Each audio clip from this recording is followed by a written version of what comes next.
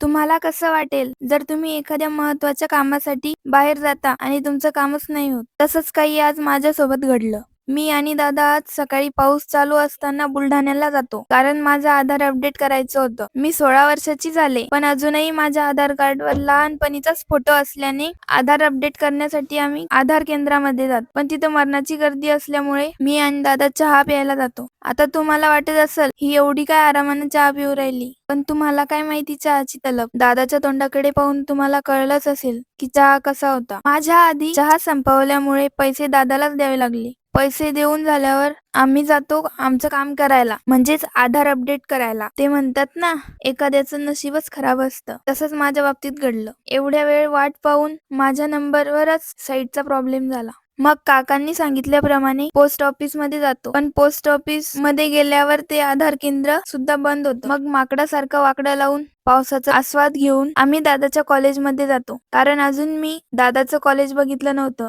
म्हणूनच दादा डायरेक्ट मला त्याच्या लॅब मध्ये घेऊन जातो. मी तर फक्त पुस्तकच पाहत होते, पण नंतर दादानी अजून एक धक्का दिला. तो म्हणजे तो मला म्हणतो इथे 42,000 पुस्तकं आहेत. मग कॉलेज पाहून झाल्यावर मी आणि दादा पाणीपुरी खायला जातो, पण दादाचा मूड नसल्यामुळे दादा पाणीपुरी खात नाही आणि मीही जास्त आग्रह न करता एकटीच पाणीपुरी खाते. घ्या तुम्ही पण खा, नाहीतर मला पचणार नाही. तुम्हाला एक सांगते, जर तुम्हाला सहन होत असेल तरच तिखट पाणीपुरी खा, नाहीतर माझ्यासारखे हाल होतील. मी पण आज ओव्हर कॉन्फिडन्स मध्ये काकांना म्हणलं मला तिखट पाणीपुरी द्या, पण खरंच अक्षरशः कानातून धुपट निघत होत. घरी जाताना मटकायचं म्हणून घातलेल्या टोपीनं मध्येच साथ सोडल्याने परत जाऊन टोपी उचलून डायरेक्ट घरी आलो.